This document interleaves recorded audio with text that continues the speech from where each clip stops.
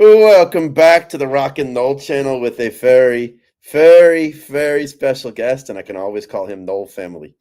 I'm with the one, the only Travis Johnson, and off top of my head, I knew right away Sherman Oaks, California, born and raised Sherman Oaks, Notre Dame High School, first team USA Today selection at a high school, many offers, and I wound up in Nole. That's how I know Travis.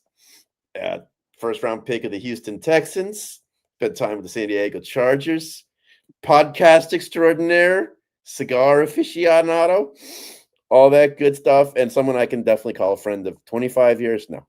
Oh, no question. Been a long That, time. it has been a long time. Always been the same dude when I met him as an 18-year-old to how he is now. So, Travis, great to have you on, buddy. Really appreciate it. Appreciate you, Pee Wee. Thank you, brother. Oh, thank you so much, man. So man, I just wanted to dive right into it. Your recruiting story, and we were just talking about it before we went on air. One of my favorite recruiting stories of all time. I never even told you this part, but like some friends and I had some bets on where you would end up uh, Yeah, that year because your cycle was it was a crazy cycle, it and this was. was before social media and that stuff where you could get tidbits and hints and players could tweet things, and it was kind of secretive except for the little bit you might get on warchant.com. Yeah, Um, War Chat was it. was War it Chat. And I remember meeting Gene back. I had my game that I came to on an unofficial visit was Florida State Miami 1999 when Pete was suspended, Yep. and it was like, and I laughed because I come here, and I hope she doesn't listen to this podcast. I don't even remember the girl's name at the time. I laugh because so I get here and they give me this girl as my hostess once I get here. I get here late. We played a game in Cali. So by the time I Oh, left Cali and got here, for a noon game. literally by the time I got to Tallahassee, the game was already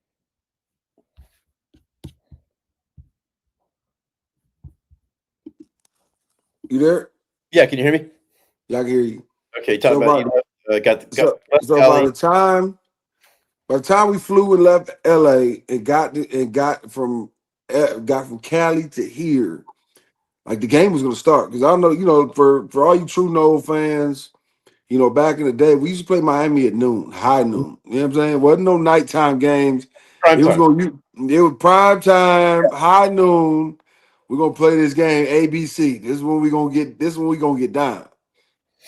So,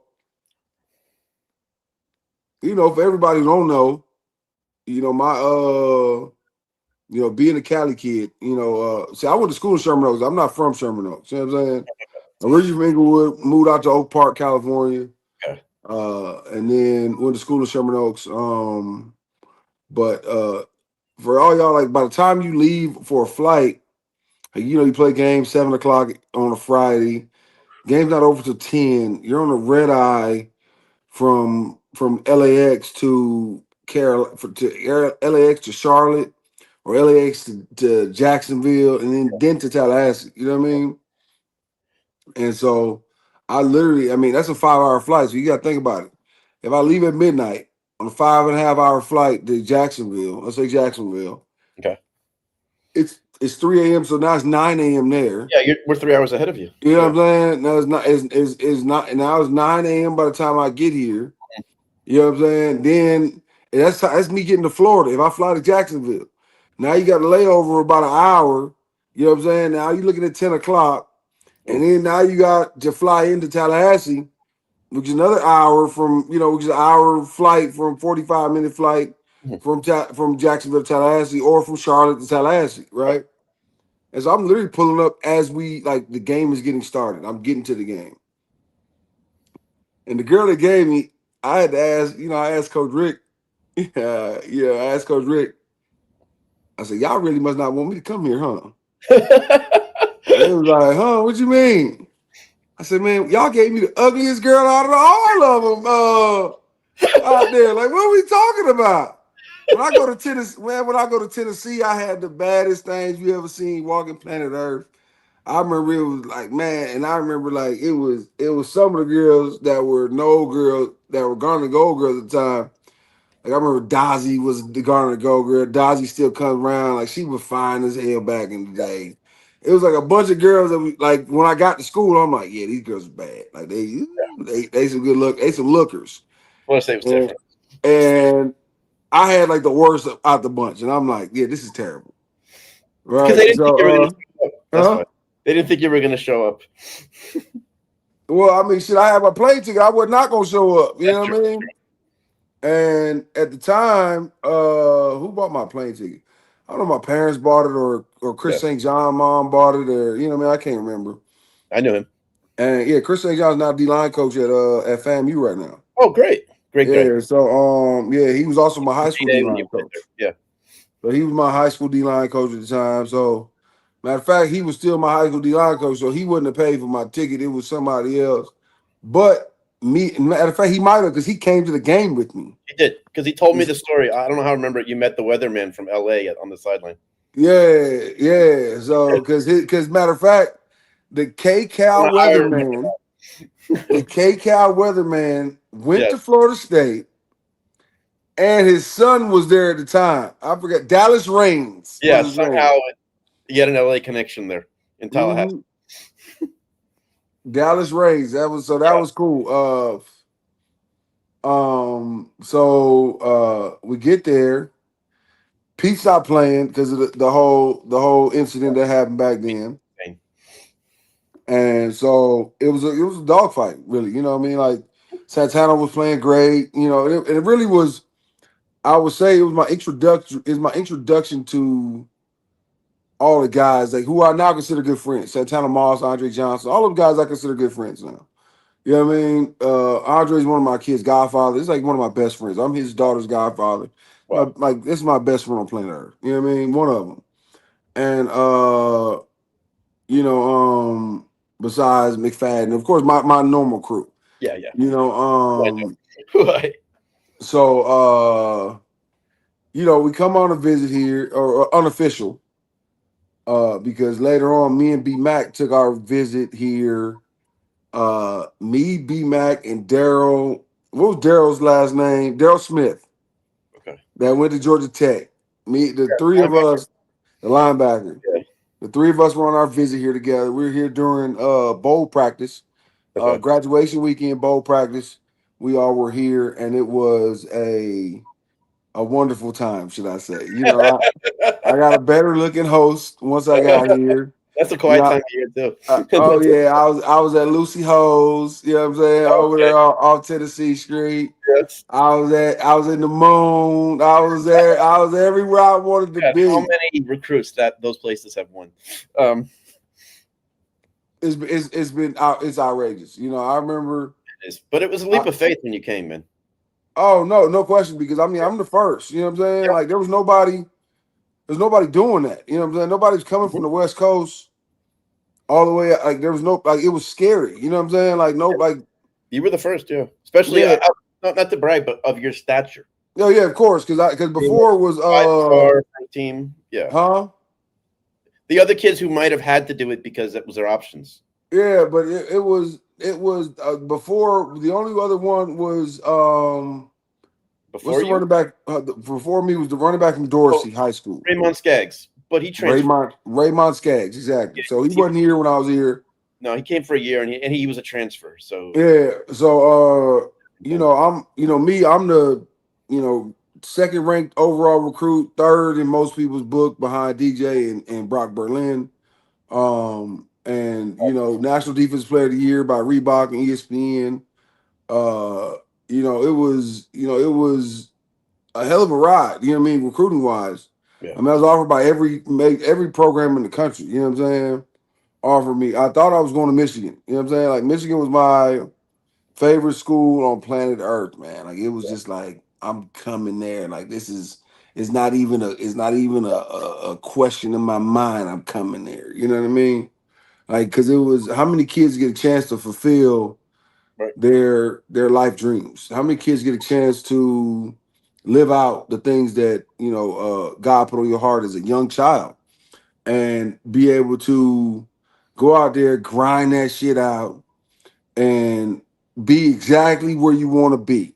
to Yeah. where the Maize and Blue says, "We want you, and this Yeah. is what we want." You know what Badly. I mean? And badly. And so I was super geek. My best friend, my oldest daughter's godfather, Justin Fargus, Yep. was at Michigan at the time.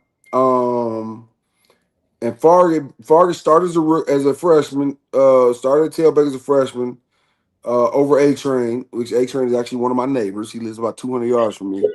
That's crazy. Um, so Farg actually starts over A Train, but he gets Huggy hurt, Bear's huh? Huggy Bear's son, right? Yeah, but he gets Yeah. hurt against I want to say Wisconsin. I think he gets hurt against Wisconsin. They run like the same little play 3-4 times in a row. He breaks his leg real bad, and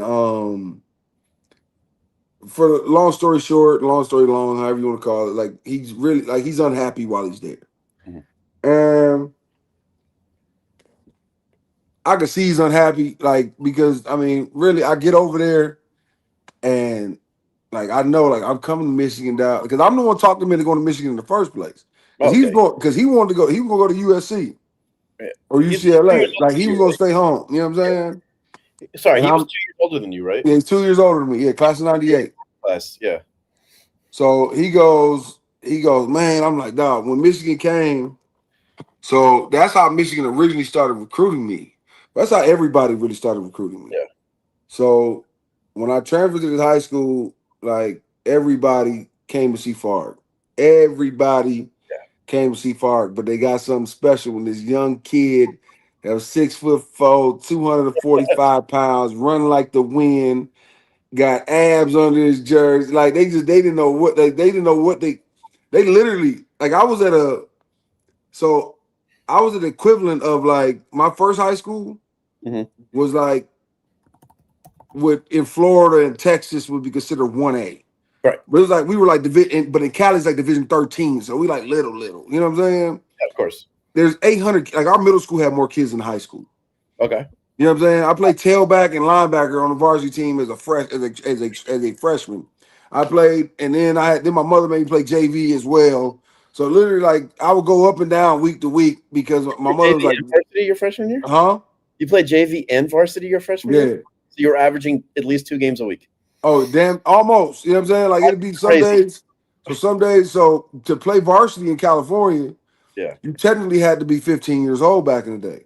Yeah. So I wasn't 15, so I used to have like a doctor's clearance to Wow. even play, right? I didn't So know. So I played like half a season on varsity. Really, it ended up being half and half. My mother Mhm. was like, "We're not going to keep doing," because I was my freshman year. I'm 225. I'm bigger than the entire offensive line, Wow. but I'm the tailback. You know what I'm saying? Like that's not supposed to happen, No. right? And so I end up transferring. So it's kind of a big deal because I played varsity basketball. Hmm. I was supposed to play varsity baseball, but my grades got bad. My dad was like, "You're not playing," and I was kind of as far as like a top prospect, I was top prospect in baseball, and I was pretty decent in basketball because I ended up, like I said, I played varsity at a damn good basketball school my freshman year. But me transferring in was kind of like and I laughed because the guy who taught me how to play football, he went to this high school. He passed away that summer and left a scholarship. His friends had paid for me to go to this private school, Sherman Oaks, Notre Dame. His friends had left the scholarship at this school for me to go to school there because he was like, "You're too good to be playing at this little school that you at." Right. And my freshman year, the only letter I got, and the only person that offered, well, two people offered me my true freshman year to play tailback with BYU and UCLA. Right, offered me as a freshman. Freshman UCLA? Yeah, those are two. And I'm saying, but BYU, I'm like, not gonna happen because you can't have sex at BYU, so they're not gonna do that. And so I just UCLA ignored was on that. a run of tailbacks back then. Yeah, they were a big run Yeah. of tailbacks. You know what I Yeah. mean?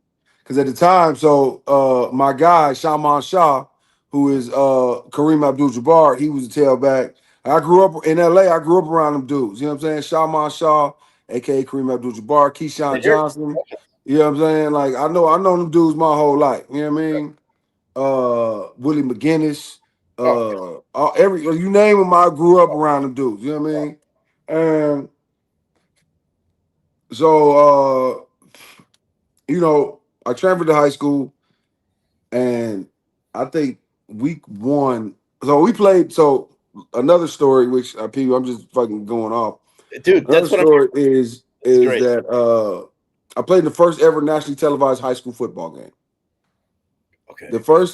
first night, me and Casey Clausen against me, Fargus, Casey Clausen.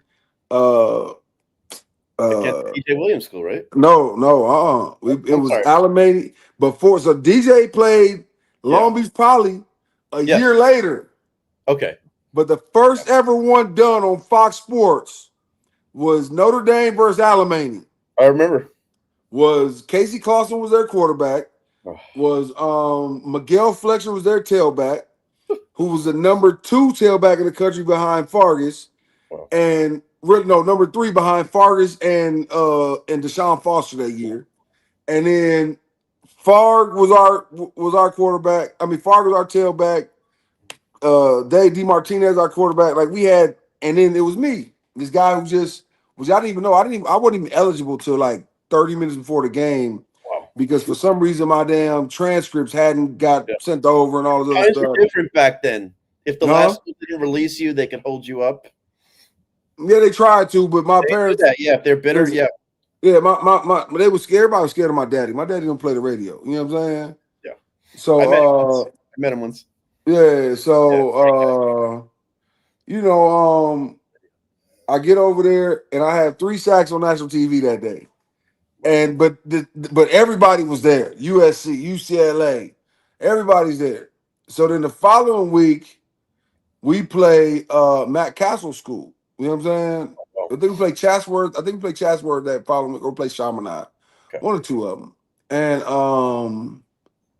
uh at the time, what's my guy name? Before it was Coach Robinson. So Coach Okay. Robinson is at the game. Him and Coach Ogeron are at Okay. the game, and they just so happen they're there to watch Farg, but just so happened to run into my dad. My dad had a USC sweatshirt on at the at the um at the concession stand, Mhm. and you know when they saw the sweater or whatever, Coach Ogeron goes, "Hey, he's like, I see you got the OSC stuff on, right?" And so he go, "Hey, I got a quick question for you. That kid, number 45, where's he gonna go to college next year?" And my daddy goes, "He gonna go to Notre Dame High School next year." And he's like, "What? He a junior?" He said, "No." He said he's a sophomore. He said, "Oh," he said, "Yeah, that's my son."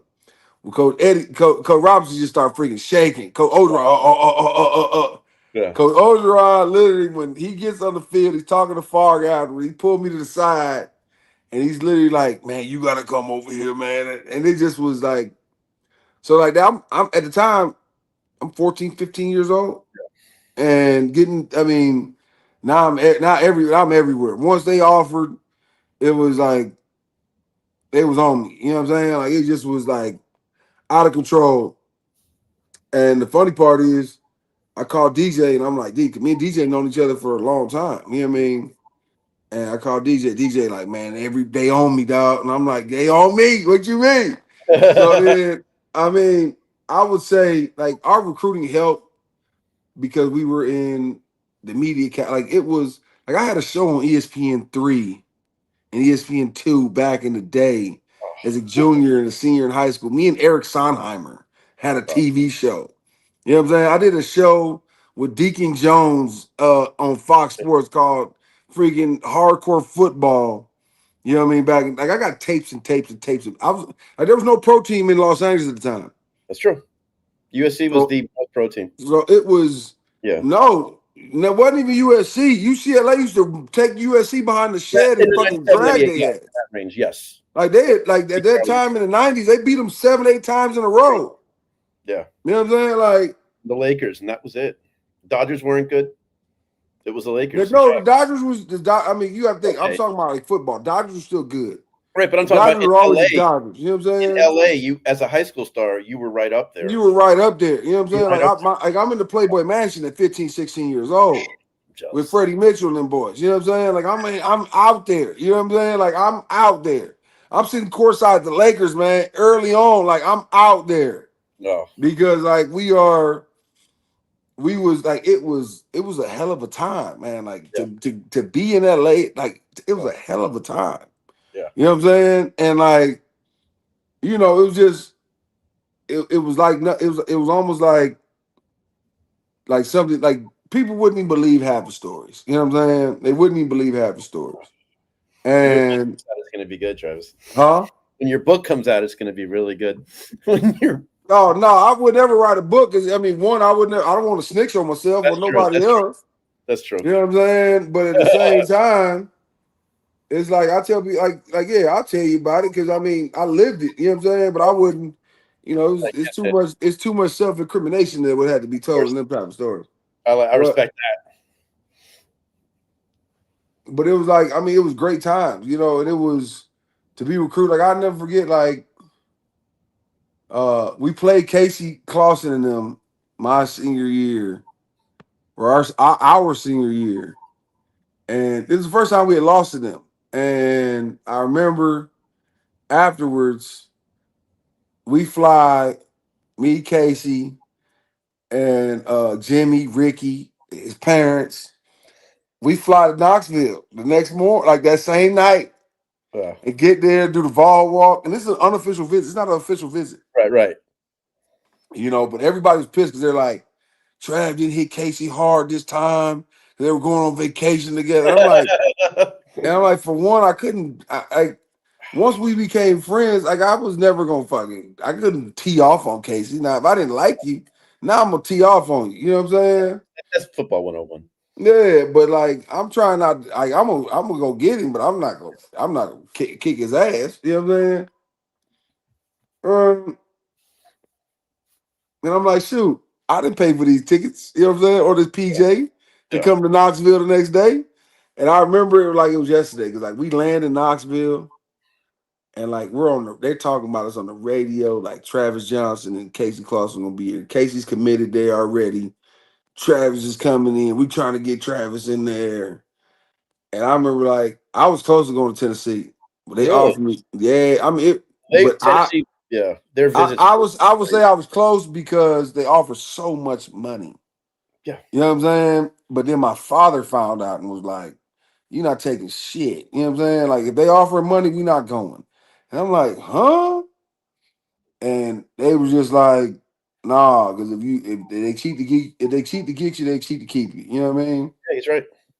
It was different And time back then. oh, no question. You know Oh, what I mean? And I remember it was like it was so much janky stuff going on. Do you remember when like Jason Reshford, who was like the number one center in the country, takes a visit to Florida?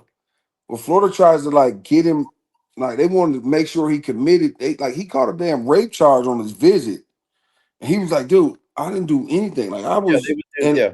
and they tried to force him, like, "Hey, well, we can get to take care of you. You come to school here." You know what I mean? Well, They he had ended up going.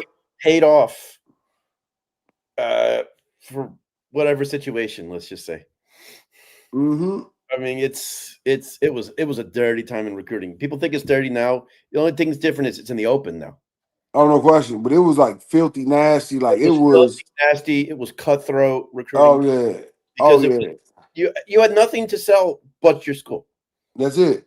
You couldn't say NIL. You couldn't say conference nonsense like people do now. It was No. us versus you, our coach versus your coach, and that was it. Your camera's off, buddy.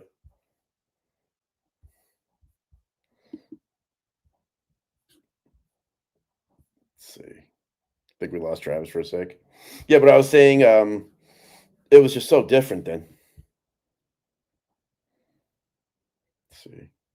Okay, we're gonna plug him back in. So yeah, I was saying it was just a different time back then. I saw some of it, but not all of it. I stayed away from the recruiting stuff at Florida State because I just didn't want to know. I knew we had kids coming in, and I'm glad Bobby Bowden just ran a clean program, man. Bobby did not want to get caught up in that stuff. Um, he was proud of what he had. There we go. They We have got him. gotcha. But Yeah, I was yeah, talking about how different recruiting was back then, and you were early 2000s, first class of the millennium. Uh, yeah, man. it was so dirty and cutthroat. Of if you don't come, we're gonna come. We're gonna find something on you. Oh yeah, no question. I mean, that's like Emo, Yeah, who was in my class. Eric Moore, Pahokee, Florida. Emo, Tennessee. Speaking of Tennessee, Tennessee and Florida is who flagged Emo's ACT test Yeah, because he didn't go there, and they were banking on him to be in the class and this and that, and they the ones reported said no, we don't think he took his test, and so I laughed because during that time, so early that morning on signing, so matter of fact on Sunday, signing day is Tuesday, I think it was. Signing day was Tuesday that year, and that morning or on Sunday before Tuesday, I committed to Michigan. were A you lot a of people silent? don't know, You were huh? silent. You were silent, right? Yeah, I committed to Michigan. Right. Coach Carr called me, and I was like, Coach, listen, man, just so you can stop calling me, I'm coming, dog. Like I've always wanted to be there. This is where the fuck I'm gonna go. Okay. You know what I'm saying? And Coach Carr's biggest mistake was calling my dad.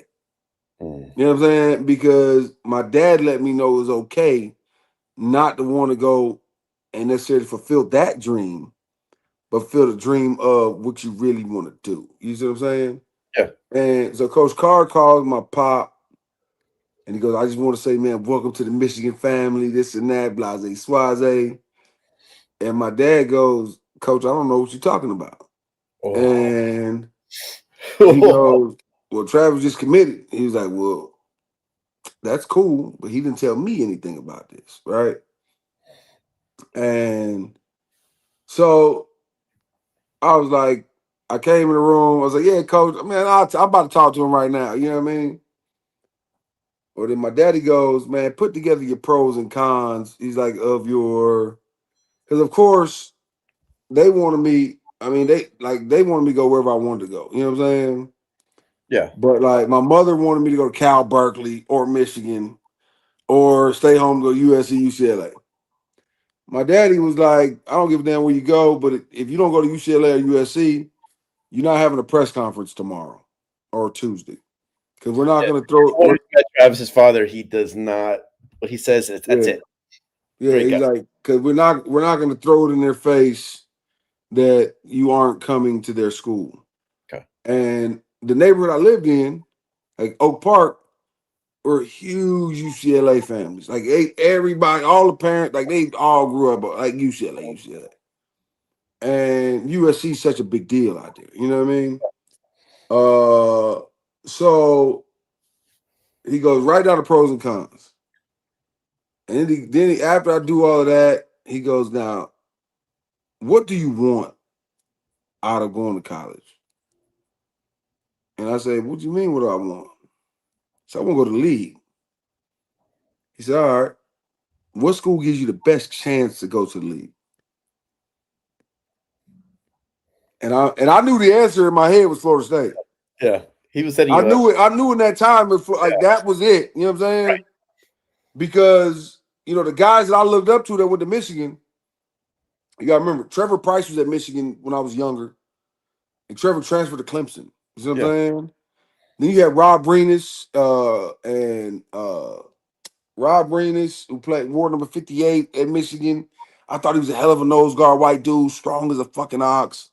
He was like a 6th-round pick. My other boy, he wore number 95 and 94 at Michigan, played defensive end, played for the They had a lot freaking. of collar players back then. Yeah, they had a lot of blue collar players, but like all these players that I thought were dope. Like I thought these were like they should have been 1st-round picks. Even Their fucking guards Tom were Brady. back then, and the Huh? secondary. Michigan's Yeah, back. like The yeah, back seven were the stars. They like road graders up front. Yeah, the offensive line. You know what I'm saying? Like I remember all those guys when I was young. You know, but even like Tom, like I love Michigan to the point where I'm like, I might have been the only person on planet Earth that thought Tom Brady should have been top 10 pick. And I remember when he was coming out, everybody's like, no, hell no. I'm like, Tom They Brady's didn't the even start his greatest fucking senior year. player in the world to me. Yeah. You know what I'm saying? Like, I've watched Tom I watched Tom overcome every fucking thing that Michigan threw at him Yeah. with him and Drew Mhm. going back and forth for this job. I watched him hit my dog DT in the back of the end zone against Alabama in the Orange Here. Bowl. I watched his as Tom did everything he did at Michigan. And I'm like, listen, now I'm the biggest fucking Tom Brady fan. When it Yeah. came down to college, and you could tell me shit about Tom Brady. You know what I'm saying? Like that's type of and one, I knew he was a Cali kid from up north. You know what I'm saying? And two, Tom was a stud. Like Tom was a goon to me. You know what I'm saying? And it's And crazy. like, You got all the attention. yeah, Drew got all the attention. You got all the attention. You know what I'm Yeah. saying? Every time Tom would be the starter, they would sit Drew down. Yeah. Every time Tom be the starter and Drew decided he want to come back after spring ball or And he, whatever in baseball, then all of a sudden Tom got to take the back seat Mhm. and Drew stinks the shit up all fucking Yep. year or does a bunch of bullshit and Gotta bail finally, him out. thank God, you know what I'm saying? Like he was gone because I couldn't wait. Like I'm like how I love Michigan is how like Cowboy fans love the Cowboys. Oh, I You know know. what I'm And you saying? day one when I met you. Yeah, like I'm still a Michigan fan, right? Oh, So it's yeah, like, a couple weeks ago. I'm yeah, going out so there this year. I don't. I told you, right? yeah, I'm going huh? to the Ohio State game this year. Oh I'll yeah, be no. there. Listen, and that's I'm a gonna hell send of a you game pictures. to be at. No I'm gonna question. send you pictures and videos. No, that's a hell of a game to be at. And and I hope it's in the winter. And when is it? And Thanksgiving weekend.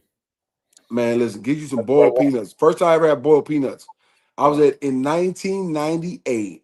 I was at okay. the Ohio State Michigan game in Ann Arbor, Okay. sitting right there on like near the back, like 20 rows up. It was cold as all outdoors outside. Uh-huh. A hell of a game. First time I ever had boiled peanuts. Okay. I had a Um, towel first time. uh, and then and I will say the second time I had boiled peanuts was in Tallahassee at that 1999 game. There you go. But yeah, so my dad asked me that question, and I'm like, fuck, like it lets me know Uh-huh. it's okay because my mother didn't want me to come here, didn't want me to go to Tallahassee at all. Like she was just like, that's not happening, dog. Like that's Okay. podunk, it's podunk country at Yeah. town with It's a all couple. these woods, with all of these, and back then, like you gotta remember, like I tell people all the time, like Tallahassee's not Florida. Don't get it twisted. Tallahassee's not traditional Florida. South Georgia. It's South Georgia. It's East Alabama. You know what I'm saying? Like, and it's Southeast Louisiana. You know what I mean? More than it is anything else. You know what I mean? Like, it's not the same. You know what I'm saying? It ain't like being in Pensacola. It ain't like being in my Orlando or Miami. Like, Oh, for the most part, like I used to tell people, like Tallahassee's the Jim Crow South. Like, that's the real South. You know what I'm saying? yeah. And it Gainesville's even was worse. being a Cali kid. It was Oh yeah. such a culture shock. You know what Yeah. I'm saying? Especially so going out there, my mother hated it. But then like, and I tell people all the time, like on my visit, like football smelled different. You know what I'm saying? Like everybody says certain things, like if you ever watch Trouble with the Curve, you know what I mean? Like where um Clint Eastwood is talking about uh he's talking about pure sounds. Yeah. You know what I'm saying? And like a fastball hitting the glove is a pure sound. Mhm. The ball hitting, the bat a certain way, it would bat, it's a pure sound. You know what I'm saying? When somebody truly strokes that sled the right way, it's a pure sound. Oh yeah. And like football in Tallahassee sounded and smelled different. Mhm. You know what I'm saying? Like when I got out there and the grass smelled different. And I Oh, a little technical difficulties again. But dude, what Travis is talking about is so true, man. Like Tallahassee's there we go. Man, continue, bro. can you hear Talk about me? yeah, perfectly. Tallahassee's different. Uh-oh. Different time. Hold on. Can you hear me? Yeah, perfectly. Can y'all hear me? Yep. Can you hear me? Make sure. Hold on. Yeah, your mic's on. Let me see what's going on my sound. Okay. But yeah, Travis was talking about what he gets that. Can you hear me now? Perfectly. Oh shit. It's these damn phone calls.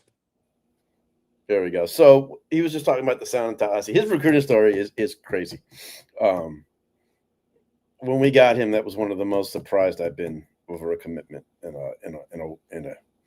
the years I was following recruiting back then. I was still kind of new to the game. I was only like 21, 22 when we got him. But him and I still joke about it to this day. He should come back on in a minute. Man, one thing I've always loved about Travis, he's so passionate.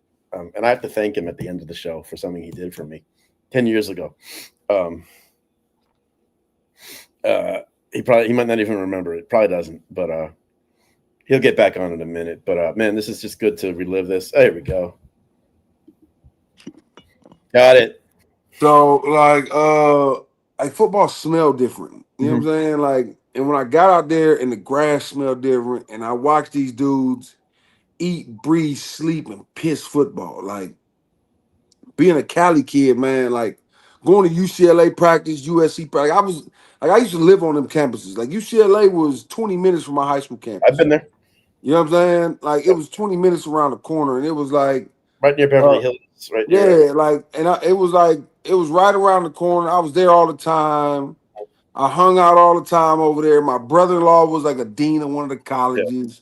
My sister was, or vice versa. My sister was an RA. So, like they were young and getting started, and like Stadium 30 miles away. yeah, no question. And I wasn't really worried about that. You know what I'm saying? It just was so much. And then USC, like, it was too close to my cousins. You know what I'm saying? Super blood neighborhood. You know what I mean? Like, I'm like, do I really want to be here for this? Right. And but I will say is that when I get there, like when I'm there, like I'm comfortable, like I'm there, but I know like these dudes got 1,001 things to fall back on.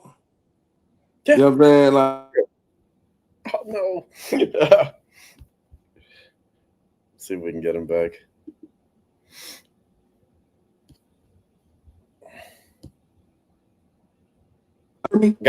Gotcha. All right, but you can't hear me now, can you? I hear you perfectly. Son of a. I hear you perfectly. How does it keep doing this? I don't know. Is it the Wi-Fi? Hello. All right, yeah, I hear you perfectly. And your mic's working. All right. Well, technical difficulties, but man, this is so cool. He's right. He's talking about UCLA, and here we go. So there we go. So like, enough. It's 1,001 things for these guys to fall back on. Academics first, there and foremost. It's I mean, like in academics is that everybody's like, hey, I can always fall back on my education. I can always go to film school. Yeah. I can always, Hollywood is, like I stopped going home like that because every time I went home, I wanted to retire. You know what I mean? Like, because I was like, man, you got money in your pocket, and you like, shit, I want to eat sushi all day and go hang out at the beach and smoke smoke a joint. You know what I mean? Like, I just want to chill, And I was like, yeah, I got to stop that, right? And so, what do I say? You're talking about so I get to Tallahassee, and these dudes, they don't got the pot to piss in or when to throw it out of. Like, they just all about ball. You know what I'm saying? Like, this big old brawl breaks out under the pins, offensive line, defensive line. Like, it is like, and this is bowl practice. This is like we're getting ready holiday season. The guys are graduating this week. We were getting ready for the national championship game then. Getting ready for the national championship game, and they fighting. Yeah. And I'm like, dude, and I got the biggest smile on my face in the background. You know what I'm saying? Mm-hmm. So then, like, as I'm watching it, I'm like, man, I need this in my life, man. I can't even front. Like, I'm just like, this is on some whole nother other stuff. You know what I'm saying? So time now passes by, and I realize like this is what I want to do. And so, but I don't really. I'm still fighting it though. I'm still fighting it. You know what I mean? And so my cousin on signing day, Max Starks. Yep. My cousin calls me and he goes, "Man, where you going? Where you gonna end up going to school at, cuz?" And I'm like, "Man, I'm going to Michigan." You know what I'm saying? I'm saying I'm going to Michigan. This is what I'm gonna do. I feel this dream. I'm going to Michigan, right? B Mac calls me, Brian McFadden. He fake calls me. Hey man, come on, man. Let's go to Florida State, man. Me, you. And I'm like, man, I'm going to Michigan, man. You saw it, nigga. You get to wear number 2. Like, let's go. I'm gonna wear number 9, you gonna wear number 2. Oh, We're gonna be legends. yeah. No. And he was like, man, it's too cold out there, man. I said, hey, it ain't too Okay. cold. He's So mind you now, me, B Mac, and DJ Williams, we all took our visit to Michigan in like January. okay. Because everybody wanted to make sure, like, we need to know how cold it get out here now. Yeah. You know what I mean? And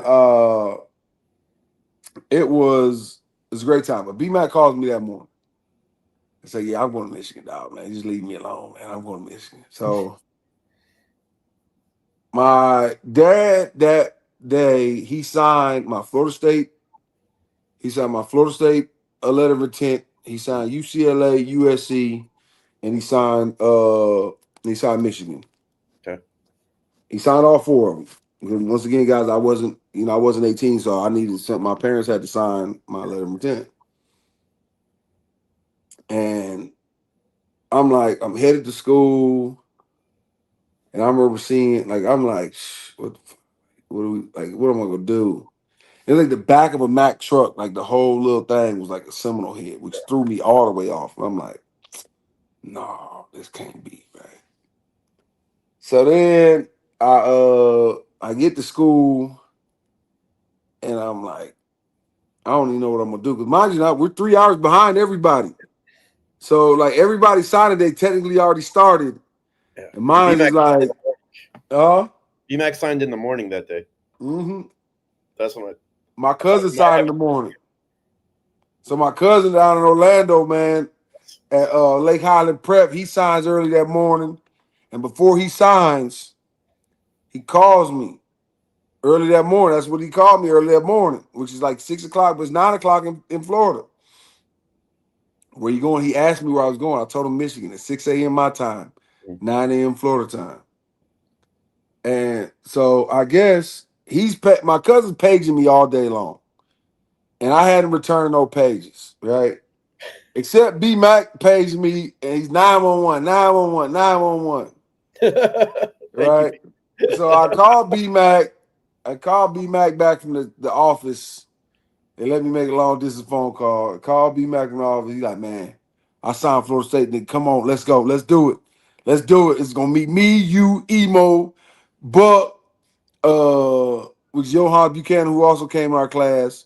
Johan's the number 1 safety in the country. Emo's the number 1 outside linebacker in the country. B Mac number 1 was the number 1 corner in the country. Uh Alex Barron was number 3 or 4 tackle in the country. Greg Jones Uh was like a top 2 or 3 Greg power Jones was top 3 tailback in the country and linebacker. and linebacker. Exactly. So like, and then we saw Chad Masco in that class Yeah. too. You know what I'm saying? So we had, and then of course we had Chauncey Stovall, who ended up having to go to who had to go to JUCO. You know what I'm saying? Ray Lewis, Emo. that You know offensive what I line. mean? Huh? That offensive line that ran the team for a Yeah, while. Ray Barron. Yeah, you know what I'm saying? May he rest in peace, Ray Bobby Meeks. It was a Ray good Barron. We signed Bobby Meeks, Castillo, Roy Smith. Leroy for Quincy. Yeah, we had like, so I laughed because I Fargate called the school and was like, he said, tell Travis to go sit by himself and don't let nobody bother him. And it was almost like a clue to me to be like, don't come to Michigan. You know what I'm saying? Really? Yeah, that was like to me when he said that, it was the key to it was like a secret code for us to be like, don't come here Okay. because he was unhappy, and if I come there, he would never left. Right. You see what I'm saying? Because he wouldn't have left his little bro like that. You know what I'm saying? And so, uh, so I choose Florida State, and really, so part of it is at first I signed my letter of intent to go to Michigan, signed it, and was telling my guy, "Hey, send it." Somehow or another, we got like a teacher's aide in there, and if you know anything, you're supposed to fax stuff facing up, so then when it goes on the fax machine, it Yeah. gets scanned down, right? Well, they faxed it over facing down. And now Michigan got a bunch of blank pages Oh. instead of my letter of intent. So when they get the blank pages, they're calling the school. The school's not picking up because I've already after they faxed it, I already had the letter of intent back in my hand. Okay. Because you know back then it had your social security number, everything else. I had it back in Oh my yeah, hand, yeah. right? And now I just my parents just got to mail the copy Mhm. once I get back home or whatever, right? And so they're calling like send it again, send it again. It hadn't gone through. Coach Carr is holding off his press conference, waiting on me to sign my letter of intent. Oh. And so he's holding on. So I get a call. So I get on the payphone. I'm like, yeah, it's coming, it's coming, it's coming. Well, then I called I called Odell and Coach Gladden. It was like, y'all really think it'd be a challenge for me to get on the field there? Well, Coach Bowden got on the phone and was like, you gonna be third team. You might not play around here. He said, because I recruited Darnell Doggett last year. I'm recruiting you this year. And I'm gonna go get the number one D tackle again next year. Right? And I was like, who this mother think he talking to? I'm the Don daughter. Like, you know how good Yeah. I am? That's how Bobby was. Yeah. So Bobby was. when he says this, I now when I realized that my intent hadn't gone through, I uh I signed my letter of intent to go to Florida State. I didn't tell nobody. I just sent it in. Boom. Florida State held the press conference. They did all that other stuff. I didn't call my cousin that night. I didn't call nobody. Right. I came home and told my dad like I signed Florida State. He's like, all right, cool. Like nobody knew. Well, then the next morning, I'm on the cover of the Orlando Sentinel, and my cousin sees it, and he loses his fucking mind because his coach forced him to go to Florida at the time Yeah. because they was like we're doing this press conference with all of us. Go to Florida, sign your Florida thing. You know what I'm saying? But I told him I was like, you know what? It actually worked out because either you come in and play right tackle and Ray plays guard, which actually that might have worked out better because if Ray Willis would have played guard in college, then he would have been more prepared for when he got to the league because which he Yeah. ended up being was a guard. You know what I mean? Uh, Ray had a great career at tackle though oh for yeah, us. yeah. Great. Ray started for 4 years at Florida State. I'm saying it wasn't like you had a You know great. what I mean? No, He was that's just why I was yeah, like. That's why I was like. That's why I was like. You got Ray and you got Barron. oh, Ray played before Barron, yeah. and Barron was a two-time consistent All-American. 2001. Ray came in. No, Ray came in we in 2000. We came in with you. What I'm saying, 2001 season, he became a Oh starter. yeah, yeah. No, in 2001 season he started. No question. Ray Yeah, is he what became got a us starter. banned from the moon. Really? Yeah, Quite we got in a a fight. We got in a quality. fight in the moon with some randos. Mhm. Some dude was mad about that girl getting talked to, Right. and the moon used to be liquor on the floor all the time. And Ray, Wasn't for the Ray, weak. It wasn't. Ray and Claude was Ray Claude and somebody else was whooping somebody. They whooping like 5, 6 dudes' ass on there. Ray was over there big intensity, was over there knocking folks out left and right. Really? Well, then Ray fucking slipped. He Mhm. slipped while he was down there and separated his shoulder. Oh, Mind you, now, this is our starting right tackle Yeah. or swing. Like he's like our guy. Yeah. You're counting on him. You're counting. Oh yeah. Now he has to miss all of the off season, so he misses everything. And Coach Bowden told us basically we weren't allowed to go to the moon for the rest of the springtime. Mm. It was But great days though. yeah. But so signing day. So you had the letter. You had said you signed with Florida State at that point, right? Yeah. Okay. So So I said it I is. still So I finally remember me said it. that day. Huh? Make it about me, but I remember that day. I remember they were happy they got Alex Barron and Bryant McFadden and Greg Jones in the morning of the uncommitted people, Yeah. and they were stoked. And Ray was a guy they were trying to get Max, and they weren't sure they can get Max. So Ray said, "I'm coming." Yeah, they were Ray because Ray was I think I want to say Ray might even been a late add on. He was. I don't know. He signed that day, but we weren't getting Max. He wasn't offered like they didn't know about Ray. I don't think like No, that. he wasn't like an Alex and those. Ray was more of a project. You know what I'm Yeah. saying? And Ray was more of a project, and And Greg would have been a higher recruit if he had just played running back in high school, or yes, or just played linebacker. just Yeah, played linebacker. The fact that back then, if you played both, it was harder to get scored or whatever they call it, evaluated. yeah, no, I mean, there was only a couple people that year. Like it was him and DJ Williams were like the two guys that Yeah, played both. But back then we all played both ways. yeah, exactly. It just matter of, I mean, all of us weren't good at both sides of the ball the same way. You BMAC know had what to I'm play saying? safety his senior year Yeah, because if they they put him didn't in have no corner, he corners. throws his way. Hmm. But I remember the Chicago trip your senior year. That's when. Yeah, Okay, so first of all, people don't know back then, and I mean, I don't know the story. We never talked about it except for 2 weeks ago. go ahead.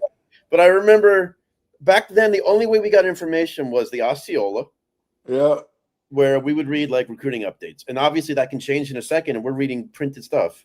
Or Gene Williams would come on Word Chant and give some stuff here and there. That was when the internet was just starting to really pick up in recruiting. And he would come on the Jeff Cameron show every now and then and just give updates. But I remember when I was saying I don't think we had a shot at you, was because when you kept saying that's my dream school, that's my childhood school, that's my dream school. But I remember you, Bryant McFadden, and DJ Williams became like this. And I of the at the time we had a better shot at DJ than you. yeah. Well, see that, Mac was like the one that was going no, to help get you. no. Y'all had a better shot at DJ until Chuck left. And he visited Miami. And he visited, and so, but see, y'all, he visited Miami because see, that's how. So Miami had offered me early, Okay. and I never forget this like it was yesterday. Miami offered me early, and but I kind of just like I'm not going to Miami. I'm gonna be far enough away from home if I choose Tallahassee. Yeah. It's even further going to Miami. You know what I'm saying? But But wasn't that the trip where you guys pretty much said we got to play together or do something? oh yeah, so I'll tell you. So when DJ took his visit to Miami. Okay. And so like the following weekend, like Shiano and freaking Butch Davis is in my in my living room, in my school. Like we're doing a home visit for this dude because DJ says he want to play with him, but his dudes keep telling us that he ain't coming. And I said, listen, I appreciate y'all, but I'm not coming. If I go that far, it's gonna be to go to Tallahassee. You know what I'm saying? And they was like, no, we appreciate that. I was like, all right, cool, as long as you know. You know what I'm saying? So then so we went to Chicago with Tom Lemmings. You know what I'm saying? And we Thanks. went to and we went to Hawaii with rivals, Oh, right? And so we're on the Chicago trip, and it's like and matter of fact, I'll send you pictures from the Chicago trip in case you want to put it on here, whatever. yeah, I'd love to. Uh so we're on the Chicago trip. Hmm. So We're mind you live. now, me and So you know, huh? we're live tonight. Oh yeah, so mind you now, B Mac and I, so B Mac and I took our visit to Florida State together already. You know what I'm Mhm. saying? And so we are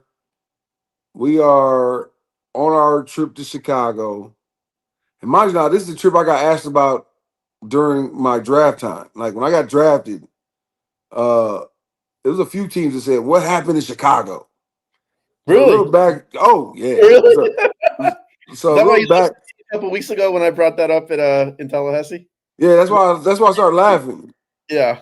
Okay. Because so when I was getting drafted, so what happened in Chicago was, big All American trip, Reebok. So I was the National Defense Player of the Year for that on that team, Mhm. and I was the defensive guy, and Charles Rogers, God bless his dead, was the offensive Player of the Year. God, was he good? So it was ESPN Reebok team, and we are in Chicago, and we are so one night we decide we go to the strip club. It's me, B Mac, DJ, Teo Johnson, Oh God, uh, right? Armand Gordon. So it's like four, Oh my five God. of us that go, right. And so we get to the strip club, and like it costs $25 to get there, right? Literally $25 to get there. So all of us pitch in $5, right? And then so I was like, you know what? Before we leave, back then, we had no cell phone, so I'm like, I wrote the number to the cab on my hand. You know what I'm saying? Like, I'm gonna write the number to the cab on my hand. I had no paper, no blah. I wrote the number to the cab on my hand, and I was like, oh yeah, we call them when we need to go back. So we're going back, and when we go back, we call the same company, Mhm. but hold on, I gotta open it. I gotta let some of the smoke out. Okay. And so when we go back, right? Uh, when we go back, is that too bright? Are you good? Oh, perfect. Perfect. Great backdrop. So when we go back, actually, it's like $50, $60. Like, dude is going, like, one thing a dog always want to do is find his way home. You know what I'm saying? I don't give a fuck if it's new city, not a new city. Yeah. And he's like going in circles around, like, near where our hotel is, Yeah, but he's trying not to coming down the hotel, trying to run the meter up on us. New York stuff.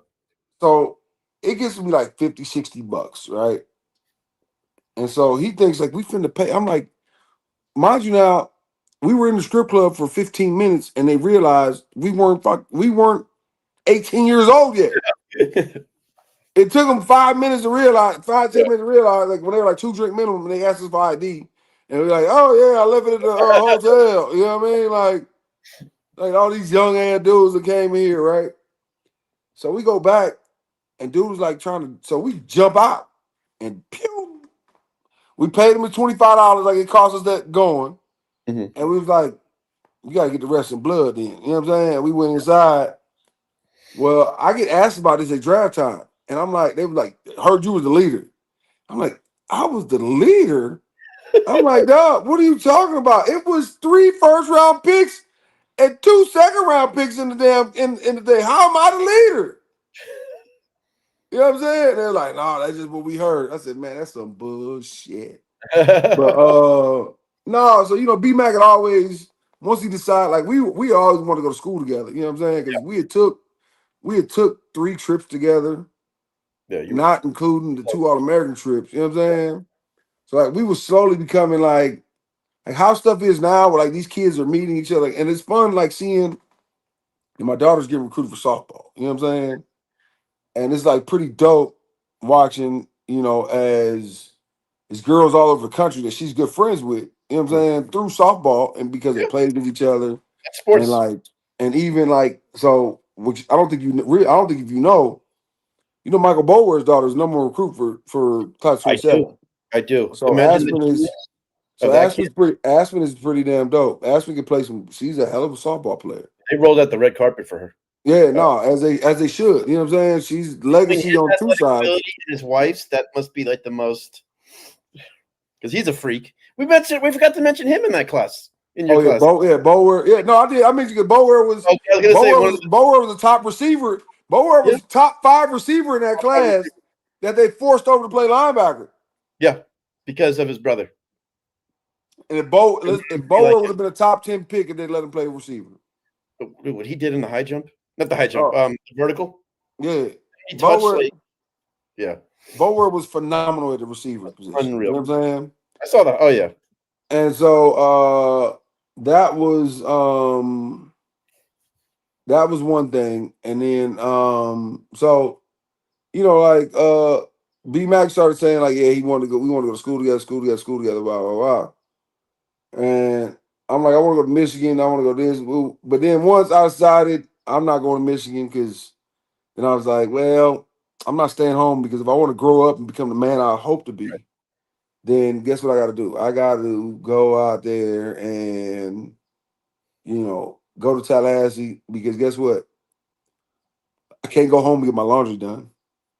Nope. When there ain't no money, Burke checks $89. When that money is gone, I can't go home and get some money from my parents. You got to learn how to live.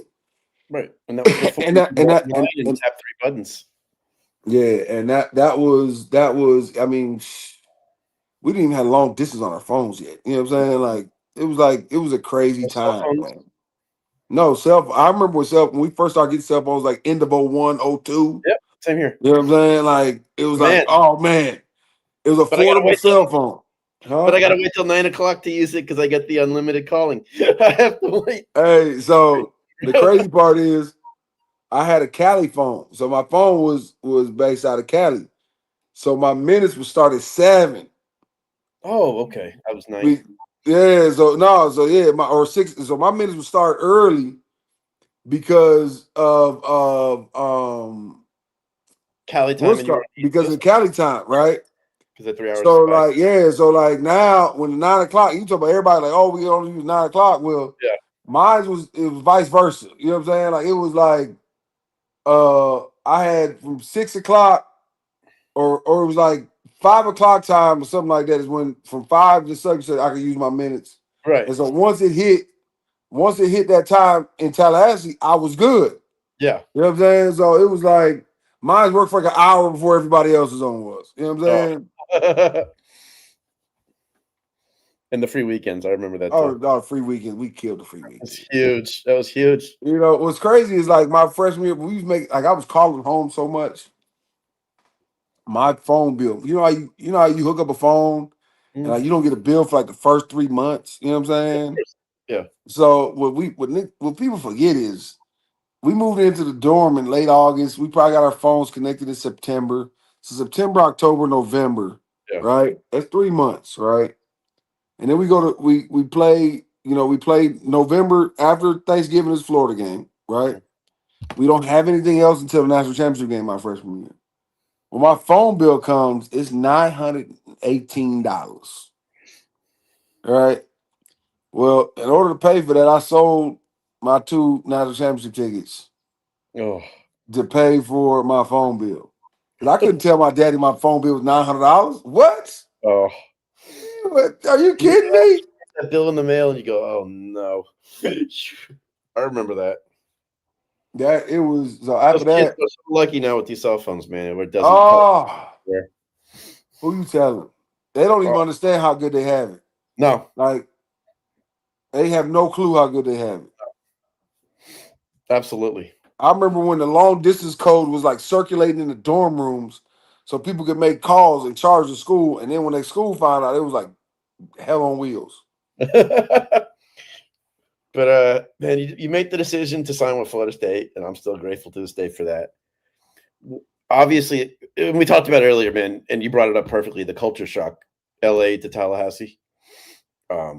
It was one. Tallahassee right now is not what it was back then. Oh no, Tallahassee was much quieter back then. Yeah, it got rowdy for football and that stuff, but like I tell people now, look at all these bars by the stadium and restaurants in college we towns. had we had no- we We had had nothing. one nice restaurant, the Silver Slipper. Yeah, but that wasn't near the stadium. No, it Uh, wasn't. there was nowhere to walk and hang out and go to the stadium. There was just a Palace Saloon, and that was a dive for a couple Yep. people. There was nothing like where you could hang out before a game and walk over to Doak. No, there was none of that. None of that None of existed. that. None And of so that. If you you didn't gotta have a wake up. car, you weren't going anywhere. Right. You just woke up and you walked to the stadium. Yeah, that's That's it. how it was. Everybody walked to the stadium. You would walk like, and the further you walk, like I remember I had a girl that used to stay over there in the apartments that right next to the Wendy's. Oh yeah, On yeah, freaking yeah, and like she would walk over or ride yeah. her bike, or Yeah, you those ride neighborhoods. your bike, Yep. or you ride your bike to freaking Gordo's. or you Mhm. ride your bike to Wendy's, you ride your bike to get a haircut at Clippers. Hopefully, you knew somebody at the Burt, and you can leave your bike there. No question. Oh man, I mean, no I lived question. next door to the stadium for 1 year. Right, Yeah, that did you? yeah, so you could walk out the back gate to Doak. Oh yeah, But I always tried to be somewhat walking distance, but that's how it was. You had to want to be there if you weren't no walking distance. question. It wasn't like you could get there at 1 o'clock for a 7 o'clock game and have a fun day. No, You had no. to be, you couldn't leave till a couple hours because students didn't really tailgate then. With nobody tailgate, like Nobody just the tailgated. culture, just the Yeah, culture in itself of tailgating, it's evolved. and like I went to a tailgate and like I'm like, I know we didn't tailgate back in the day. Mm. Like I know they weren't even A little tailgate. bit. Like people would show up and like they park and you go in. Like I'm like, dude, like our parents would stay in the Burt with us, Mhm. so they didn't have to get a hotel or something like that and just walk right over. When B Mac moved out, my parents was always like they was, hey, come stay at the Burt.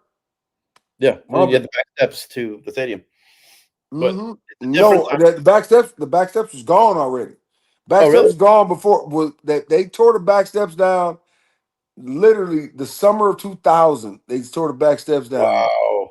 And we used to go down that dirt hill because they were in the process of cutting off. Remember, Pensacola used to go all the way through. Like we used to go, The most dangerous turn ever yeah, from Houston onto Pensacola. Remember that? yeah. 'Cause you used to come from hauling Yes. ass down there, and all of a sudden, to Yeah. one way, and then like, oh shit, I got to turn and make this left. Yeah. Because they So were building that Pensacola, tunnel to go yeah, underneath it, right? and there Yeah. was the tunnel we used to walk under, Yeah. and they got rid. So the tunnel was still there, but they had blocked off that part of Tennessee, and we're in the process of getting rid of all of that. You know what I'm saying? So my freshman year, they still had the Pensacola drive through, but they closed it off. I think after Christmas that year, after the national championship game, they closed it off. But they'd already tore down the stairs because they were building for what now is that continuation that goes through that backside right there. They were building that right there. And so we used to have to walk down we used to have to walk down the damn You were there dirt. for the heart of the construction. Oh yeah. When you had to I think you spent a spring at Florida High, Yep. their weight room, their stuff, because they Oh were yeah. redoing I was there for all that time. the Yeah. Florida High. Yeah. Like I was ever since there. I mean, I remember the old school indoor, the old school everything, and I remember the new stuff, which yeah, is still you were now our there new for that stuff. transition, that big period. I remember that. But Yeah. and I before we get into obviously the goat of all goats, you got to play for Odell Higgins. And if anyone comes on my show or sees me and says he's not the greatest defensive line coach all time in college, I walk away or I would hang up Yeah. show. I think he is the greatest coach on the field and one of the best human beings Oh, ever no to live question. off No the field. question. And I've gotten, Odell, yeah, he was just such, what was it like playing for him? Obviously, I know the guy, but I didn't play for him. well, And I know it how was close you are it, with him it, today. it was demanding because like Odell was, Odell's still young, man. You know what I'm saying? So like Odell left there at 89. So he's technically like 11, like probably 14 years older than us. You know what I mean? And He was uh 20s. yeah, so he was a technician. Like Odell didn't know a bunch of X's and O's and all other Yeah. bullshit that goes with coaching. He was gonna teach us how to be technical Mhm. sound and how to be tough son bitches. You know what I'm saying? Like he was like it was you couldn't play for Odell if you wasn't tough. You couldn't play with Odell if you didn't freaking strike with your hands, if you didn't run to the Yeah. ball. You couldn't do none of that stuff. You know what I'm saying? So like Odell taught us how to do that. And then he just taught us, like he was a father figure for us. Mhm. And I remember Amelia wasn't born till after we left. You know what I'm saying? So Yeah. Odell was like, we were his kids. So if you get in trouble, Odell gonna be on that ass Mhm. all day, every day. You know what I'm saying? Like He would come in on weekends. He would come in on Odell will weekends pull just up to in the check. Burt like it ain't nothing. Yeah. I saw it. He'll pull up in the Burt like it ain't nothing. When he caught Ryan Kaysen out after curfew and made Ryan Kaysen barrel roll, like in the middle of the night with his truck, using his truck as lights. Yeah. Like But that's Odell because was he cared. That's because he huh? cared. That's because he Yeah, no cared. question. He would just show up, And just check in, and make sure everybody was good. oh yeah, and so I couldn't because I'm a Cali kid. Mhm. I could never go home like for Thanksgiving. Yeah. Cause remember we always would play Florida after Thanksgiving. You know what I'm saying? So we practice Thanksgiving Day. You know what I mean? And then you go do whatever you're gonna do.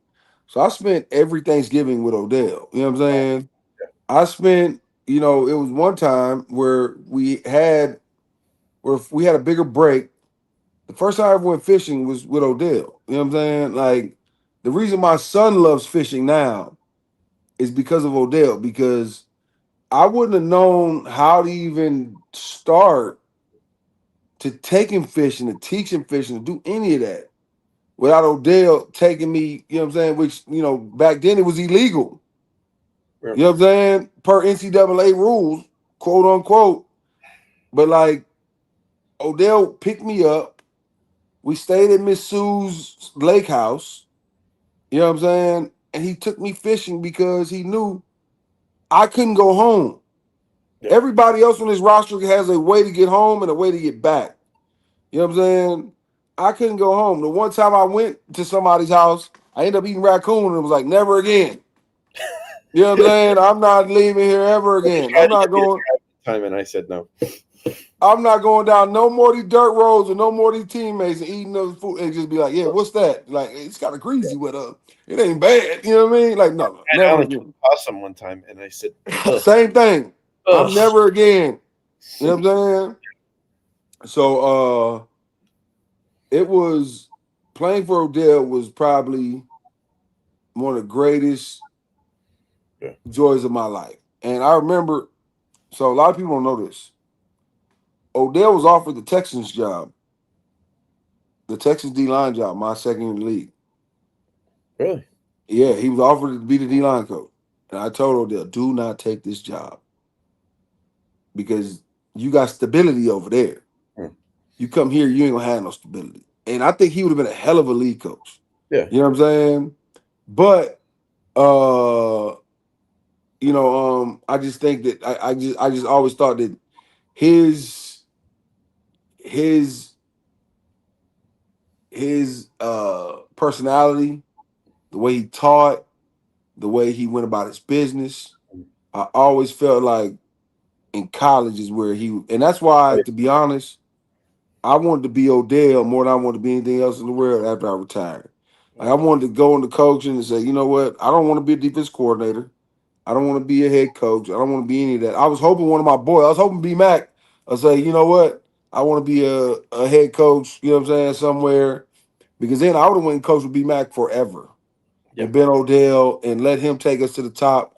B Mac's football IQ, he could Oh, be, but B Mac literally could coach anywhere in the world right he's now. John Madden when it comes to stuff. No question. And Unreal. that's all I want to do. I'm like, I'll be your D line coach because I can go recruit my ass off. You know what I'm saying? Because of my personality, Oh and I yeah. can coach my ass off when it comes to just D line play. Mhm. And I just wanted to be Dale, man. Like, how kids want to grow up, be their father. Like, yeah, my father's a great man, my real father. But I was fortunate to have two fathers like that. Like my daddy, which is Edmund Johnson, who's my dude. That's my dog. We about to go. Me and him going to game 3 and game 4 of the World Series, Monday and Tuesday. You know what I'm Nice. saying? Yeah. Nice. So I've been to a World Series. He hadn't been to one yet, and I'm like, he's getting up there. He's 75 years old. I'm like, Yep. I Yep. got to take my daddy now to this Dodger game. You know what I'm saying? Because me and him were diehard Dodger fans. That's what we're gonna do this week. Good. But I wanted to be Odell. Like he was the example to say, be like this dude. You know what I'm saying? He treated us with so much, like Odell's a man's man, dog. Like Oh he yeah. he put foot in the ass every fucking day of Oh the week, but he told us he loved us every fucking day. yeah. You know what I'm saying? And you Mickey was can't. the same way. And Odell he's one of a kind. I mean, they broke them all when they made. I'm not saying that because I know the guy. yeah, He's no, no, I've I never met totally, anyone like I him. told, and it's he's been the same guy Yeah, same here. from the first day I met him until now. And we talk, me and Dale talk all the time. Good. It's not a full month doesn't go by without me talking to Odell. Good. Yeah, It he might be always. every other week.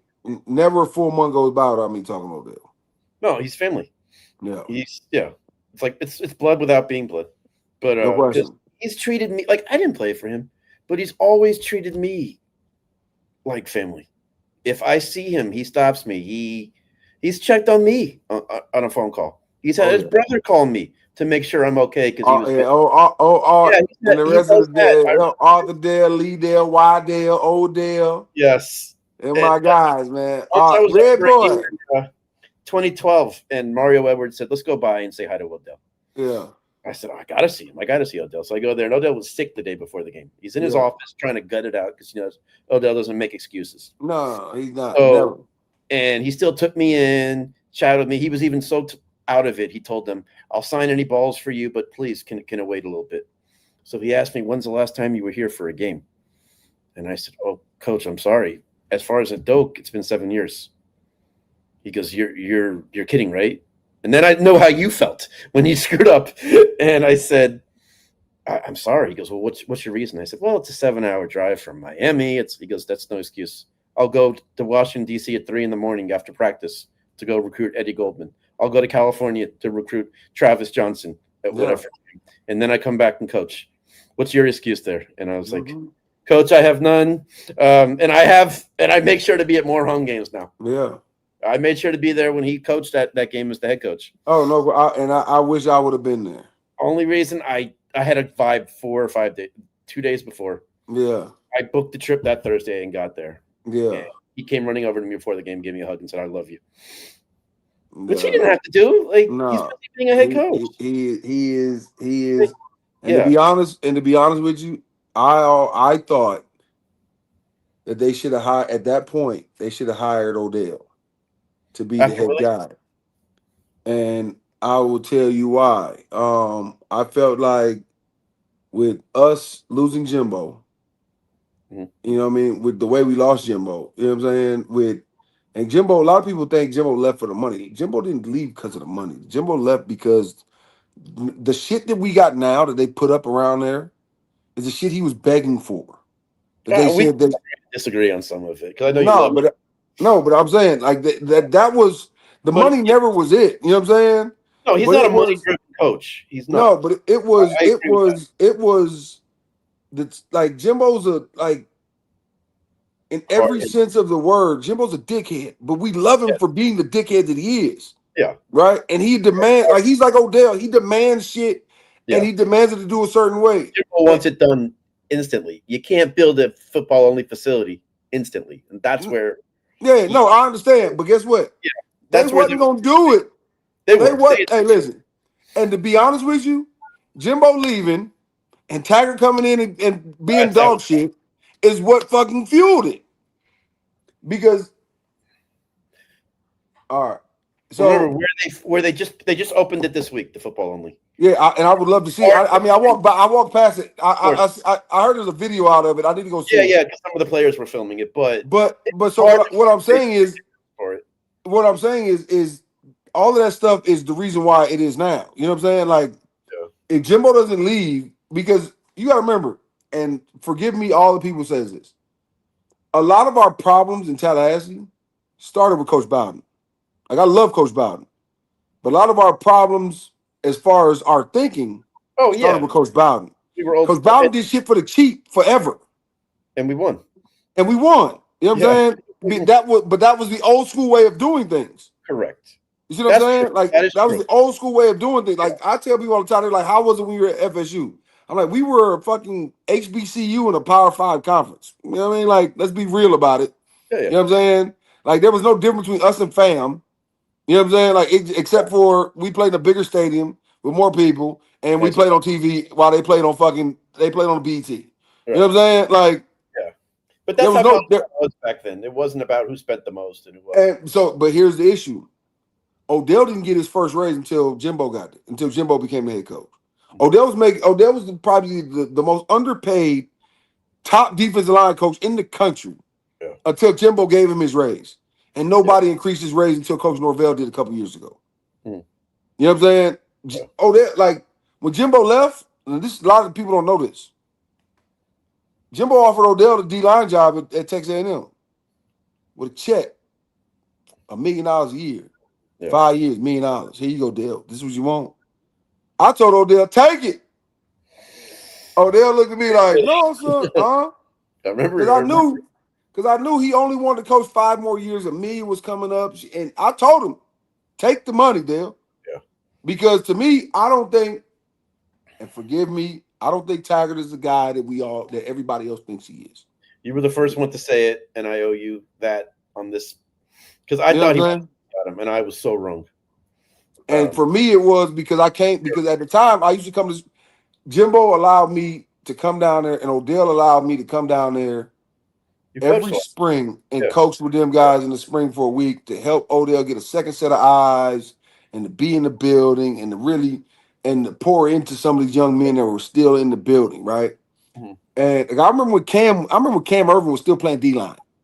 You know what I'm Yeah. saying? Because I was in there in the springtime when Cam was still playing D-line.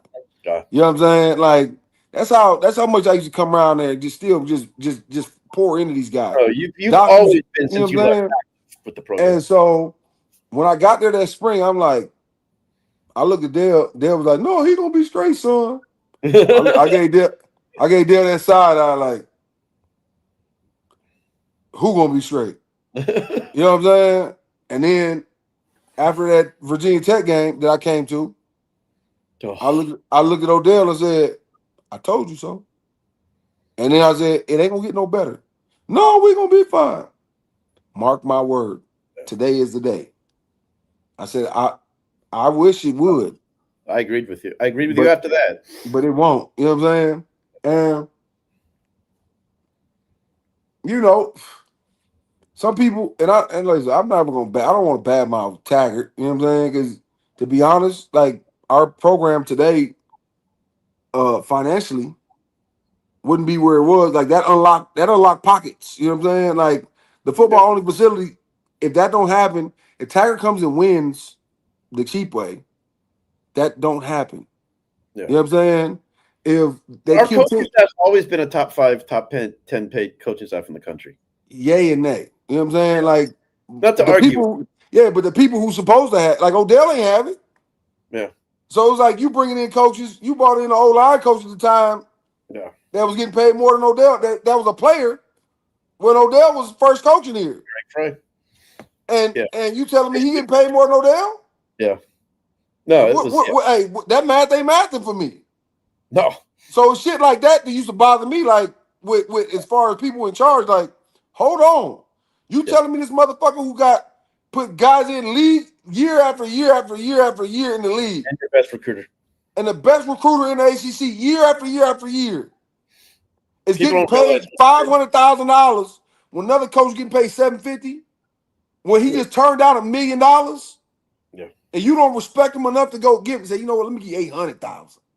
Yeah. You know what I'm saying? To me, I don't give a damn what the rest of the coaching staff was making. They wasn't making enough if Odell wasn't making He would enough. get raises. Like state of Florida requires if one person on staff gets a raise, the rest get a bump too. So he would get some bumps here and there. But it wasn't shit like that. Odell was making $575. Yeah, no, I I know understand. exactly what you know what No, I'm he saying. Like, was not making what he should have made for what he hell did. no. And people don't realize with Odell, and you know this as well as anyone, not only was he the best recruiter on staff, and he did all the recruiting towards the end of your time when nobody else was pitching in. It was all Odell, 24 hours a day, coaching and recruiting. He didn't sleep. His Exactly. brother would tell me, my brother's not sleeping. My brother's either on the road or coaching. He's the only one that's out there busting his tail recruiting to keep this up. Exactly. And I'm not saying that because I'm talking to you. It's just a fact. Now, If we and didn't have then Odell at the end of the Bowden years, it would have been scary how bad we would have been. no, exactly, because then you gotta think about it. Like when Jimbo, like a lot of people don't even think about it like this. But like in recruiting, if Kirby can go see 5 guys in 5 states in the same day, Mhm. and we got one guy that covers all 5 of those states, it's gonna take him. It's gonna take him freaking 5 days. 5 days to get there. Yeah. You know what I'm Yeah. saying? And people don't understand how much that affects recruiting. Of I course. look back because I was fortunate that I came out in the late '90s, early 2000s, of course. to where I watched as Oregon put together the blueprint to become what Oregon is now. Oregon, when I was first getting recruited in the late '90s, had fucking diarrhea, fucking green and piss yellow pants. And like You know no what I'm saying? With that shitty ass OU on the side Yep. with Ruben Jones, Akili Smith, and them guys rocking that shit. Joey Harrington. Yeah. And Joey Harrington and all them guys. No, this even before Joey. Oh, it was bad. Yeah. So then we talking about in '98 Mhm. when they started recruiting Herman Ho Ching and the rest of them dudes, the rest of them Cali guys, and they bought out them first uniforms that had like that gunmetal plate on the shoulders. Yeah. And I remember going on an unofficial visit up there, and they said like, "Yeah, we got something in the books. We finna start pushing out uniforms like it ain't nothing." Because they knew, how do we get to these kids? We gotta show them nice shit. But Florida State, we stuck in this box, which I love it because it's tradition. You know what I'm saying? It's tradition. Like sometimes, to be honest with you, I would have Love it. rather when we went to Stanford the other day, put on our gold pants, put on our white tops, and go to work. Can I ask you about that? Have you noticed Norvell hates those gold pants? Well, I've I mean, I don't noticed know it. if he hates them or not. I just know, Never wear them. like, for us, Maybe that was the just troops tradition. like yeah. Like Coach Bowden, we wasn't gonna put like we was gonna wear garter pants twice a year, Yes. and they were gonna Unless be the seniors again, asked for it. huh? If the seniors came all to him and said, "We want the garnet," he was cool with Yeah. that. So like we He would was wear twice, maybe three times a year. So we yeah. would wear them. It We was were a all special. garnered. We were all garnered to play, or garnered and white to play Georgia Tech. You know what I'm Yeah. saying? We were garnered pants and white jerseys to play Wake Forest. And Yep. we might go garnet tops with the gold bottom. We always go garnet tops with gold bottoms to play Florida, or we going white with the garnet bottoms to Yeah. He play was Florida trying sometime. You know what I'm saying? But those are the only three games. to. Yeah. When we tried to wear white, so when we wore white for the first time, and I guess they got burned up. The white uniforms got burned up in when You Pete were, Boneware was there. first time we ever wore garnet and white was your junior year against Miami in the Orange Bowl. Yeah, that's the first time we put that. That's the first time we put that Orange combination Bowl. together. And it was Exactly with sick. the garnet tops with the white bottoms. That was But the first time we put all white together yeah. was North Carolina. Greg running over Reed. Oh, That was the first time we wore all white gorgeous. since Pete Bowyer or Prime. Like Prime and it had to cut. Prime But Buckley, yeah. yeah, but remember the uniforms burned up Hmm. on the plane one time. So Yeah. they wasn't there. So I think it was Pete Bowyer who donated those uniforms. He paid Nike for those uniforms Yeah. for us to have them uniform, which is nuts to me that Nike's our sponsor. You like, hey Nike, we want our white uniforms back. It would have been nothing for Nike to send it. We were Why their to do first that? school. You know, I didn't even know Yeah. that. We were the first school at Nike. And we get treated So hard. But that's another story. I mean that was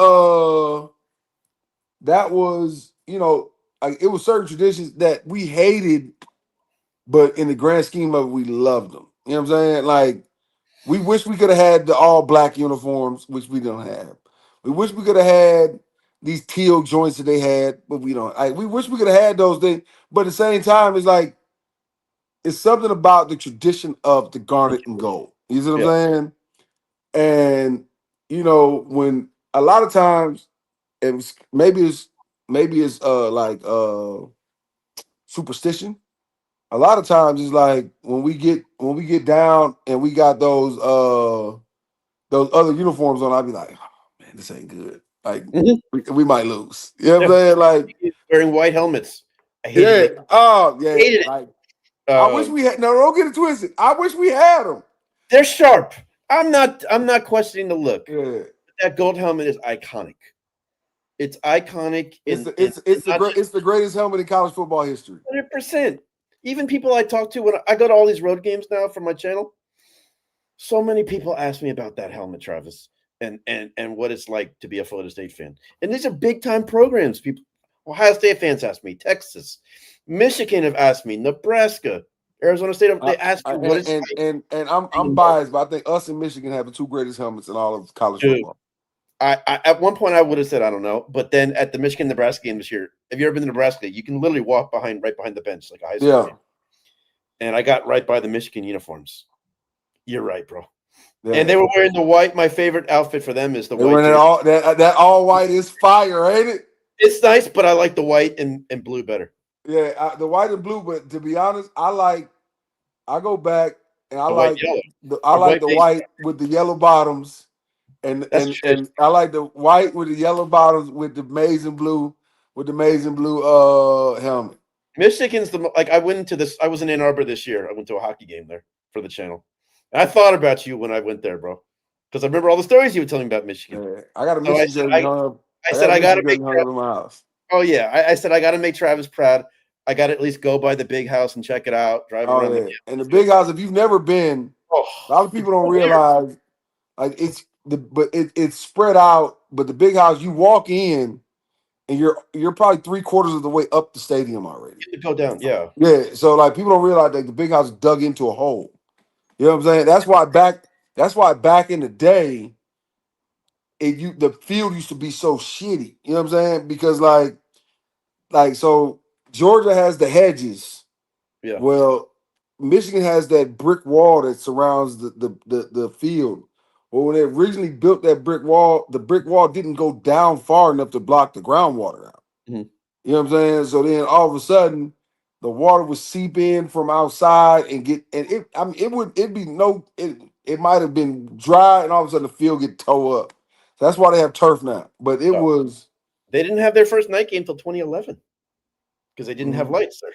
But mhm. if anyone who's a Florida State fan is watching this and travels will know, their basketball arena, here's the football, and their basketball is maybe even a little closer than where our Yep, baseball stadium is yep. in the stadium. It's like Chrysler's right. Right, Chrysler's like right next to it. more center at Bobby Garden Field, Do Campo, Yeah.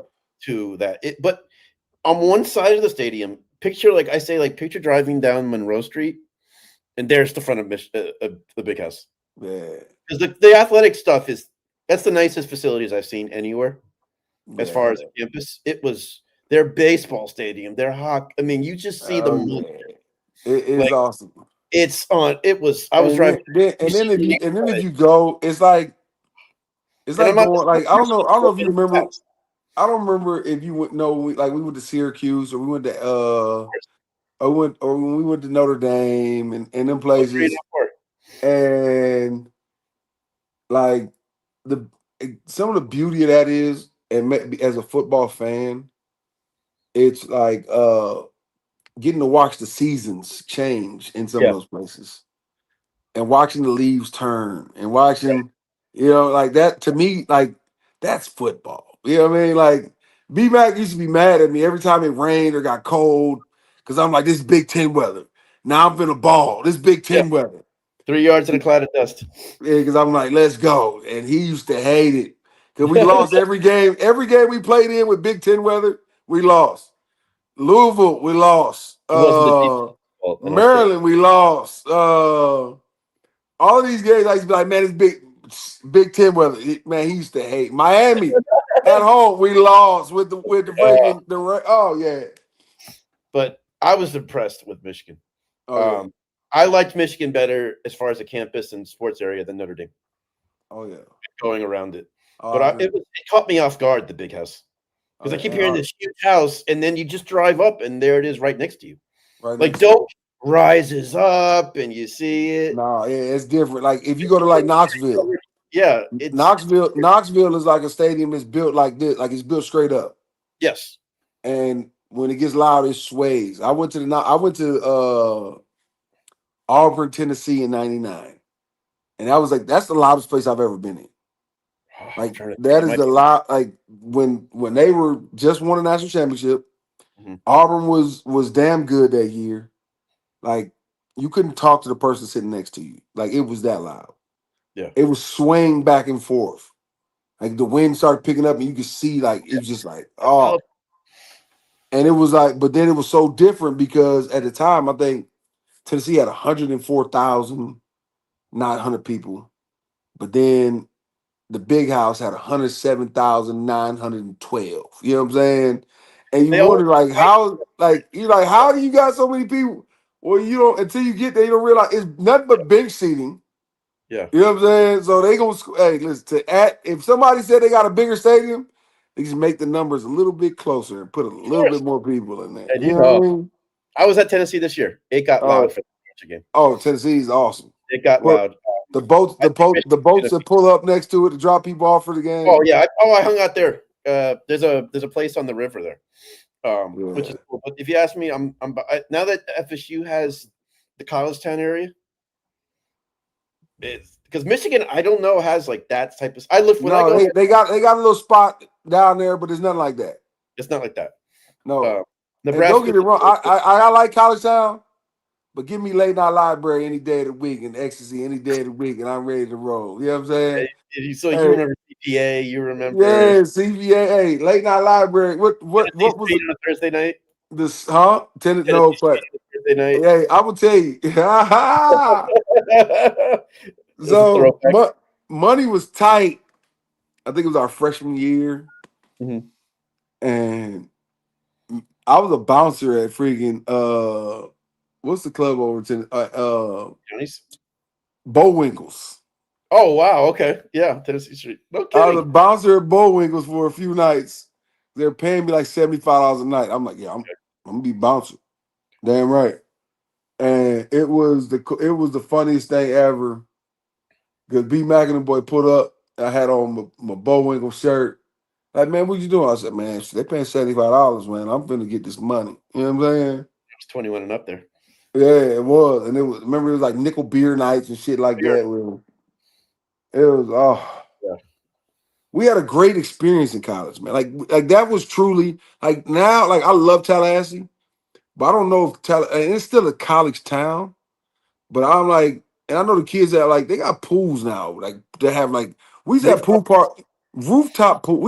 They have rooftop part. We had a pool party. It was at an apartment complex where they had a big pool and where it was majority students staying there. And we had like, Jefferson Commons. yeah, no, man, I Oh, met, come man, on now. listen. You know. Oh, listen. That was like the only pool party, or that became Melrose or whatever. Melrose. No, I That's why dated, they have so many options now to hang out and do things, and good and for that's them. why, and I don't think, It's great for and the alumni when we go back, and there's more things for us to do there. yeah, But it's great, but at the same time, it's like, the Potbellies was tiny when we were there. yeah, exactly, Now it's 4 stories. It's yeah, no, it's Alabama game, Travis. You won't believe us. I'm driving down what's the street by the Civic Center, and yeah, there's Potbellies. 4:30 on Thursday before Alabama game. That line was from the door to almost the Civic Center. wow, Thursday at 4:30 before Bama. wow, Yeah, and that's why when I go to Nebraska, and they were awesome there, but they don't get started there till like game day. wow, It's a different vibe in the Midwest. yeah, Um, man, that's why. Long story long is why I chose Florida State, man, and I nice. love it is an awesome, awesome, awesome place. It's special, and man, you played for the greatest of all time, the Bobby greatest, Bowden. the greatest by Bowden. And if anyone tried to argue with that, like I, I can't talk to you. Um, on and off the field, he was the best, and that's where Odell got a lot of his. Oh, no question. Odell's his own man and built himself. Don't get me wrong, but he has that Bowden charm and care. Like what I Oh was yeah, saying before about Odell to finish Odell is not only was he the best recruiter for us and the best D line coach in the country, he was also the guy checking in on the team and always making sure morale was good. He would I won't say the player's name, but I remember, and I hope he doesn't get mad for saying the story. You might know the story. It was right before you came. It was a Saturday, and he just popped in and said hello to everybody, and he was upset. This was a player that wasn't even that was on the other side of the ball. I won't say the player's name. yeah. Some Jehovah's Witness group or whatever was trying to recruit him and get him to hate them and do all that. Odell's like, this is one of our players. I will go there and talk to them, and they have to go through me to get to one of Oh my yeah. guys. I didn't know the story. Yeah, I shouldn't have said it on the air, but he's like, I won't do anything physical because Odell's smart. He said, but you're not going to corrupt one of my players like that. Oh yeah, I can see that. Yeah. And it I was can. other side of the ball. He didn't care. You were his player. You were his player. Oh yeah. No, Coach And Bowden, man. Coach Bowden was. off air, I'll tell you the story. But Yeah, I no, but remember that sitting there, and he knew with me there it was safe, and I wouldn't say anything. And that was before yeah, social media, so But I remember that to this day. This is 25 years ago. This is right before you enrolled, maybe a month or two. yeah, yeah. And I remember him saying, "You're not going to take one of my players like that." No, it was. And if you ask him about it, he'll go, no big deal, but Oh that's no, I already know. You know what I'm saying? Dale don't play that, man. no, Listen, Dale was Dale's a special dude, man. he's special. That's why I wanted to share that story so people know And when I Coach talk about playing for Coach Bowden, I remember Coach Bowden came to my house for recruiting, and like he pulls up in this big body Mercedes. wow, He got and he got his feet propped up in the back, he's so smooth. and he got this gray suit on, and Uh, he walks in there, and we sat there, and we talked, and he was just like Coach Bowden was so smooth. Like he oh, still, even like when I got to school, Coach Bowden was 70, yeah, and a lot of people don't know. Like he still remembered everything. Like he remembered my sister wrote poetry. He remembered everything about. unbelievable. Every time he talked to me, he would talk to me about how's your sister doing, how's this doing, how's that. When my sister went to Harvard, I didn't tell him. And he goes, somebody told me your sister went to Harvard. I said, yeah, Coach Bob, she did. I knew she was the smartest one in that house. You know what I mean? And like He's so good. when I was coaching at junior college, and he came down. I was coaching at Pearl River Community College in Poplarville, Mississippi. Yeah, And he came down there with the FCA, and I took all my guys in there. And everybody was like, man, he ain't gonna. I said, Coach Bob don't forget nobody, especially nobody who had as many tomahawks on their helmet as I did. And so he comes in, and I come in with the guys. He stops everything, takes a picture with all my guys, signs everything for him, that was him. and was like, Travis, I love you. Tell your parents I said hello. And how's that sister doing? She's still real smart, ain't? And I was like, Wow. look at this guy. And like, so I laughed because, playing for them, like, even when I remember getting in trouble, and I had that, and I caught that case my third year in school, and Coach Bowden was like, I don't believe anything y'all are telling me about. You know what I'm saying? Yeah. Which he's like, and everybody's like, well, what do you mean? It's like, 'cause Travis has never lied to me. You know what I'm saying? Because that was the one rule. I'm like, listen, I ain't scared of no man except Edmund Johnson. You know what I'm saying? Like, so like when my freshman year, remember I told you we was doing the construction over there on that little on the stairs or whatever, right? Yeah, of course. And so my freshman year, it's raining one day, and we got to go. Technically, we would have to go all the way around like that on the other side of Hayden and come all the way up. And it's raining, so I hot wired the damn the John Deere the John Deere mule outside, right? Mhm. And took like seven guys up. We took like seven of us back to the dorm and parked it out there. And the next day we bought it back and parked it where we got it from and just left it there. You know what I'm saying? Well, the next day, Coach Bowden calls all the freshmen in. He's like, somebody stole the John Deere. And all the guys like, man, I ain't That's great. do it. But they called us in like one by one. You know what I'm Right. saying? It was calling us in one by one. They was like, man, I don't know who had the John. Everybody, everybody in defensive mode, like, man, I'm not finna snitch on nobody. He gave us a ride back, and I told him, I said, Coach, you ain't gotta worry about it. I'm the one who took the John Deere, took everybody back up to the dorm, Coach. That's on me. I bought it back. I parked it where I got it from. You know what I'm saying? I said, Yeah. because we couldn't. The hillside was muddy. Right. We wasn't gonna be able to get back to the dorm. It was gonna be a 2 mile walk for us to walk around and get on the Hayden and get back to the dorm. I took it, I bought it back. I guess I shouldn't have. I figured it wasn't gonna get used today anyway, or whatever, right? And go by and looked at me like, huh? Like he was just stunned, like that I would take it because I knew I was the one, basically Yeah. I wasn't in charge, but like everybody jumped on with their own volition. You know Yeah. what I'm saying? But to him, it was like, this is a stand-up kid right here. Like, you know what I mean? Yeah. Because I could have lied and been like, and, it ain't like today where it's cameras everywhere. Right. Right. And You social know media, what I'm saying? picture. It ain't like it could have I been, don't I don't plan know around. who had that. You know what Yeah. I'm saying? Yeah. Like, oh, who had it? I don't know. You know what I'm saying? So, and when I said that after this, so then when all this stuff went down with me, my third year, Coach Bowden was the first person I went and talked to and told him everything about my relationship I had with the girl, everything about what had happened, everything about what she trying to say and what didn't happen and what did happen. You know what I'm saying? And Coach Bowden was like, I told y'all about that devil's nectar. I told y'all about them hoes. He You said know what I'm that. saying? Exact word. You know what I'm saying?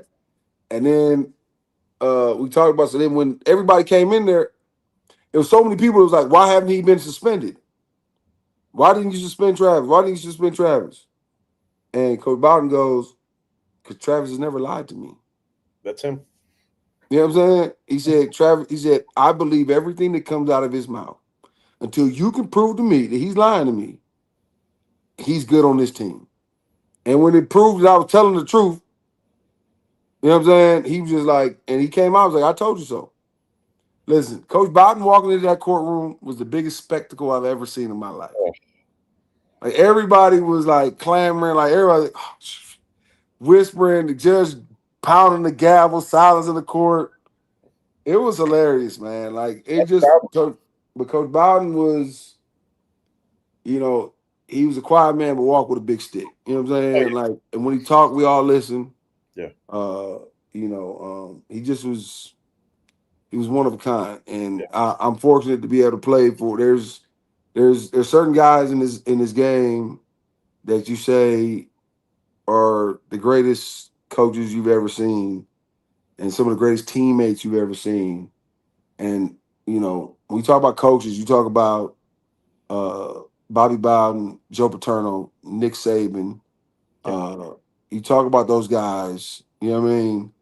And I was able to play for one of them. You know what I'm saying? I was able to play for one of them, and it was one of the greatest pleasures of my life being involved with Florida State. But more or less, Coach Bowden coached the coaches. You know what I'm saying? So like for us, it was playing for Mickey Andrews, playing for Odell, playing for those guys. Like that was it for me. You know what I'm saying? Like Mickey didn't call you by your name until you graduated. yeah. Mickey called you by your number all the time. You know what I'm saying? And some people, it was a coach the other day. Like I talk to my guys by their name. I don't call them this, that, and the third. But it was like an act of respect. Like coach, you had to earn everything That's a from me. football You know thing, what I'm by saying? yeah. Like, you had to earn everything from me. Number. You know That what I'm saying? that was the old school. He played for Bear Bryant. Yeah, exactly. He didn't call So him by his name. and so that like I can't. It ain't even stories I can give you, but like that one I just gave was like to me, it showed always what type of duty was for me. But it was like Coach Bowden is. The crazy part is that like I regretted that I didn't see him enough. You know what I mean? Like when I used to come through Tallahassee, and I used to call him all the time. Like I used to call him Miss Ann to be like, "Oh, you just woke up from a nap." I call him, we get together, we talk. You know what I'm saying? But I just wish I would have saw him more. You know what I'm saying? And that's really what, especially when he passed. I just wish I would have went and saw him more. You know what I'm saying? So, Had him on your show that night with BMX. oh yeah, we And did. You know what I mean? he came on your show for a good 30 minutes. Oh yeah, no question. He First was. was he still in California, Travis? Yeah, exactly. Coach Biden he's that guy, man. Yeah. So, I mean, every time I met him, it was an experience. I oh met no him, question. and I thanked him. I think the last time I talked to him, he came to Miami Yeah. for a book thing, and he spoke, and then we chatted, and I said, I want to thank you because obviously I didn't play for you, but you were everyone's coach. Oh no Every question. every student, all your players, obviously the alumni, you were our coach. You were my Oh, coach. oh no question. And he's like, he got a little, he was a little surprised, and then he just said like, "Are you from here? Thanks for like, what years were you there?" Um, but when he got up speaking, I mean, I don't know there's ever been a coach that public speaking was like him. Oh He no, it's his gets thing. 5 minutes for a speech. Unlike, He always used to say he yeah. started every speech with a joke. Yep. And it's funny because we almost had to beat up Oklahoma before we even played them in that championship game. The one of them players got up and said a joke about Coach Bowden. We was like, hold on, that ain't gonna happen. You know what I'm Yeah. saying? And you remember when the police got beat up in the damn locker room in Notre Dame Mm-hmm. when they came in trying to get the sword back, and we was like, hold on, and he was like, And he like grabbed Coach Bowden. Like he was over the top of Coach, and we was like, Uh-oh. man, they were getting. That happened in '98 too, before A&M in New York. Yeah, They made a joke the night before, and Larry Smith. I don't even remember him. yeah, Big Larry. Yeah, Larry Smith led the guys outside, and he said, "They're not getting through us," and the coaches had to come and get them out. Yeah, yeah, we didn't play that, man. Coach New Bowden. York, they said they were ready to throw down. Oh yeah, I can believe it. That's right. They played in the Meadowlands. Yeah, Yep. Winky's first start. Yeah, and yeah. So, but yeah, but Pee Wee, I appreciate you having me on your show, though, Pee Wee. I Though. can't thank you enough for coming. Seriously, I want to thank you. Also, besides the fact you've been a great friend to me for 25 years, Oh yeah, of course. you and Bryant McFadden, who's doing pretty well right now in the Oh, media yeah. world himself, and you too. 10 years ago, took a chance on a guy to come on your show one night and chat with you when you guys yeah. had your podcast.